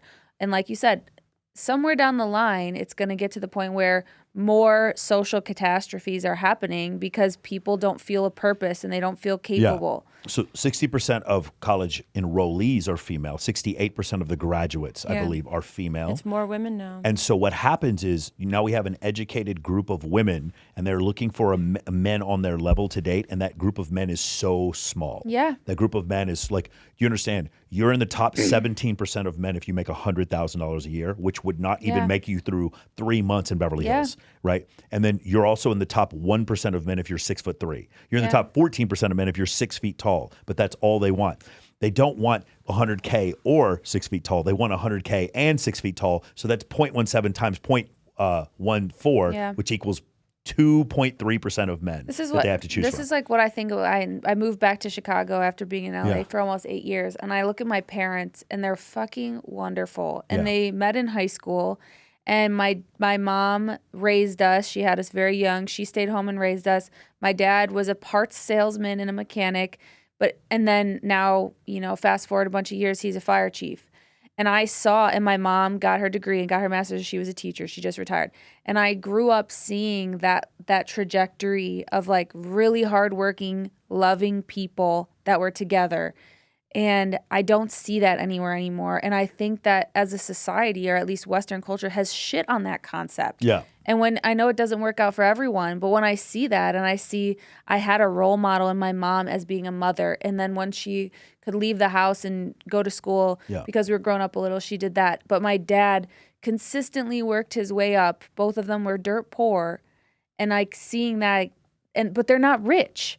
They don't have to have. Sure. My dad, to appeal to my mom, doesn't have to make $250,000 a year, but he always supported her however he could, and he worked really hard. And I feel like, I don't know if this is a tangent, but I feel like people aren't willing to work really hard anymore, men.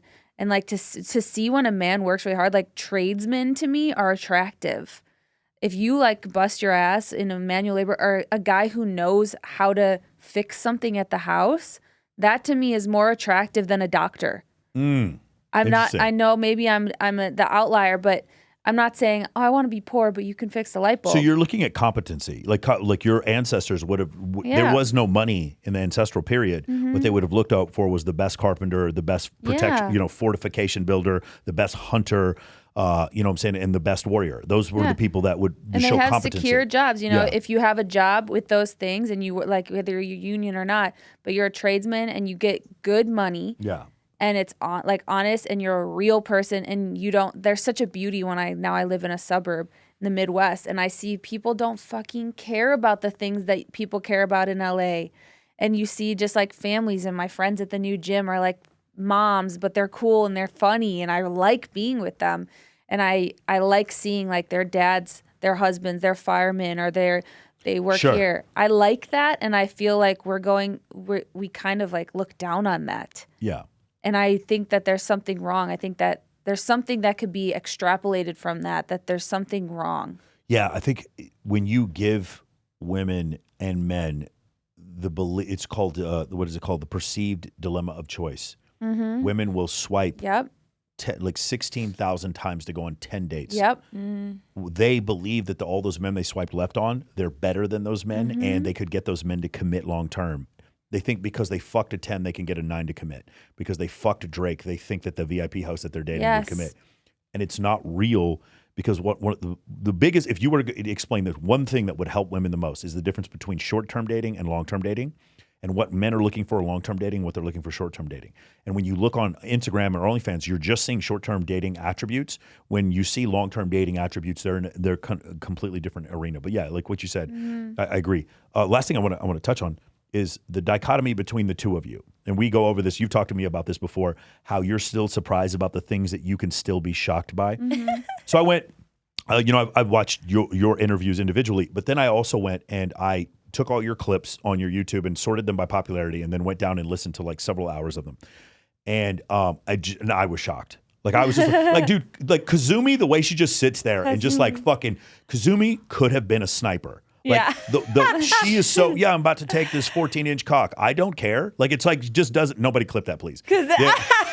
But like, she just like how cool she is. Or Adriana, what's her name? Chechnik. She's like fucking her fans. And like, I always thought that was correct. Casey Calvert.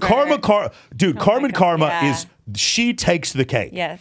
Like, again. I'd say all 4 of those girls were top performing sound bites. Actually, I have to say one we had recently was Dan Dangler. Okay. Oh my God, She she's was incredible. a riot. Yeah. What happened? Yeah. She's one of my favorite guests because she's so cool and funny.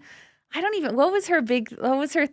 All of our guests are really incredible. It's really hard to pick a favorite, but she said that she can taste the difference between a black guy's cum and a white guy's cum. Oh my God. It's like you want to cancel her, but you can't. It's like one of these weird things. Exactly. And she was saying it so sweetly too. She was not saying one or the other was better. She was just saying, "Hey, I think this about." No, she said the black myself. guys is better. She did. We talked about it, and she said, and we all decided, I don't know, that black men in the industry take better care of themselves. Their bodies. Because you're seeing fit, ripped black guys in porn, and you can see full-on dad bods in the white guys in porn. They're playing to the stereotypes. And they are. The black men need to be chiseled Adonises. So your cum, can be, to a degree, be changed by what you eat. This is not what I thought we were. So it makes sense. Well, What do you mean, Michael? You've been gearing up for this the whole time. That is absolutely. Oh my God. Well, I don't know how I can top that. That's pretty crazy. Did you know Alexis You're Fox? welcome. Alexis Fox and I actually flew the same aircraft. She was a loadmaster in a KC-135 in the Air Force. She was a loadmaster in the Air Force, and now she's a loadmaster. I just can't even. No, I can't even. She was like, I'm just. It's true. Woman of many talents. Woman of many talents. Yeah, you guys have had some crazy.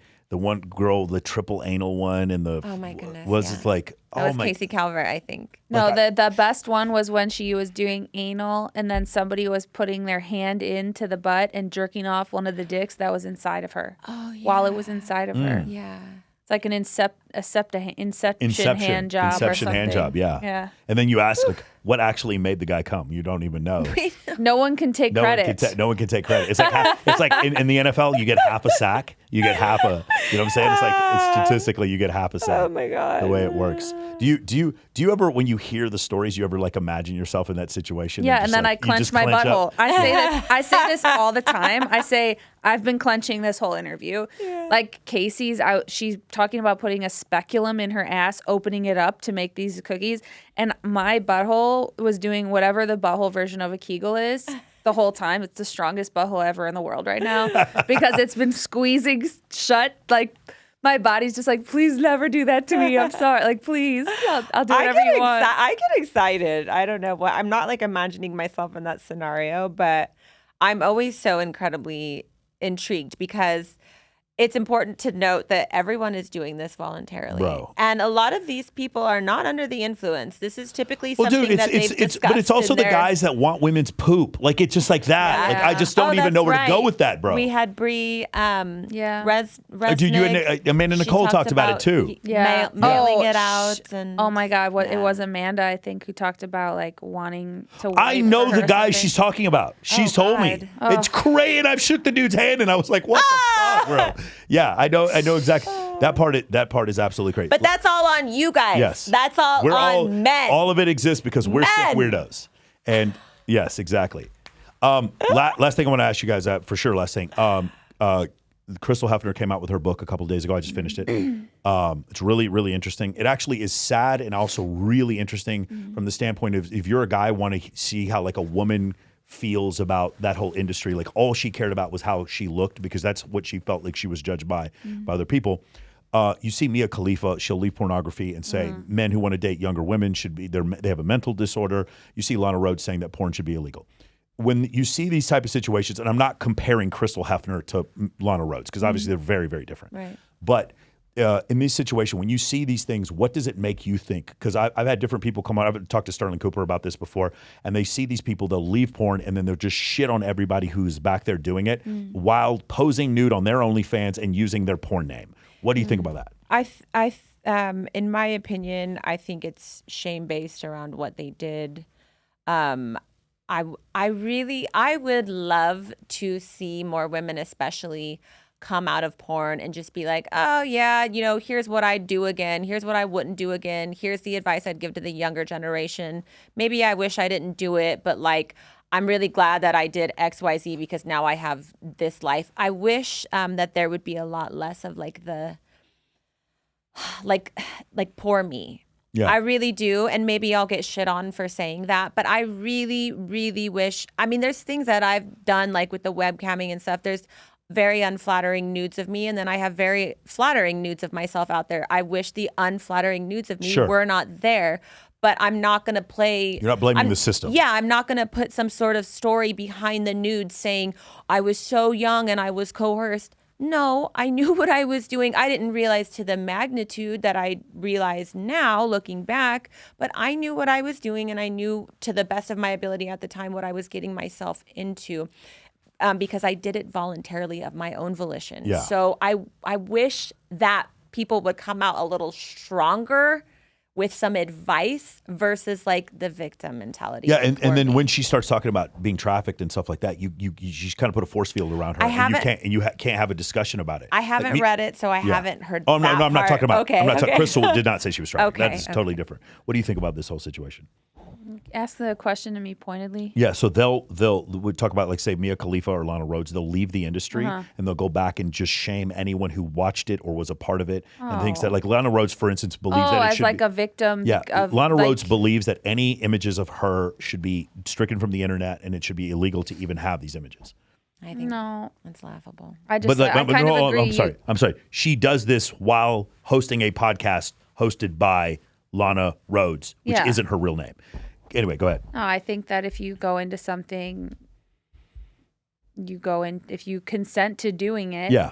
Everyone knows now that the internet is forever. And if you made those things and people were consuming them, I think that I agree with CJ. If you decided that you don't want to do that anymore, then cool. Just say, I've changed my mind. But making it, like putting a twist on it, I do think is so that girls can kind of assuage their shame around it and kind of put it in a story to more mainstream straight folks to make it seem like, oh, but I was a victim of this and, I felt pressured to do this or that and I needed the money.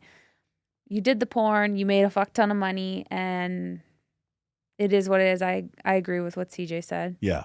Yeah, it's to absolve themselves from any accountability. Yeah, it is which crazy. Just try to learn from it, and like we've all made mistakes. Look, the ultimate lesson I want to leave for everybody here is discernment without judgment.